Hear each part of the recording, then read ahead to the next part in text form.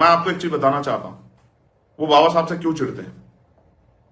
वो चिढ़ते तो हैं सभी महापुरुषों से, कहीं जरूरी कहीं मजबूरी। इसका उदाहरण भी मैं आपको बताऊंगा, लेकिन असल लड़ाई बाबा साहब से क्यों, क्योंकि बाबा साहब अम्बेडकर ने हजारों हजारों साल की व्यवस्था को भारतीय संविधान में आपको बराबरी के अधिकार देके काटने का काम किया। इसलिए बाबा साहब से उनको नफरत है।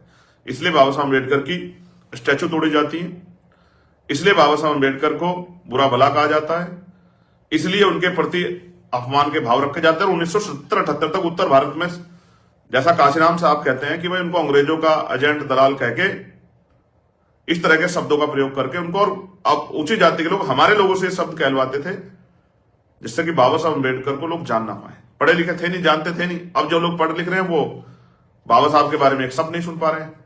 तो मैं आपको बता रहा हूं कि वो बाबा साहब से नहीं चिढ़ते हैं। वो बाबा साहब जो आपको अधिकार देकर, नहीं देख रहे हो आप, मैं दिखाता हूं आपको।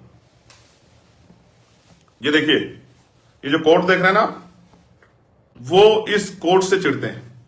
ये जो कोट आपको मिला है, ये जो कलम आपको मिला है, ये जो अपनी बात को रखने की आजादी आपको मिली है, ये जो समान अवसर मिले हैं, जिसके बाद आप डॉक्टर, इंजीनियर, आईएएस, आईपीएस, वकील, जज, प्रोफेसर, ये तमाम पदों पे गए हैं, जर्नलिस्ट बने हैं, चिंतक बने हैं, वो इससे चिढ़ते हैं। वो उस गैर बराबरी की व्यवस्था को, ब्राह्मणवादी व्यवस्था को बना के रखना चाहते हैं।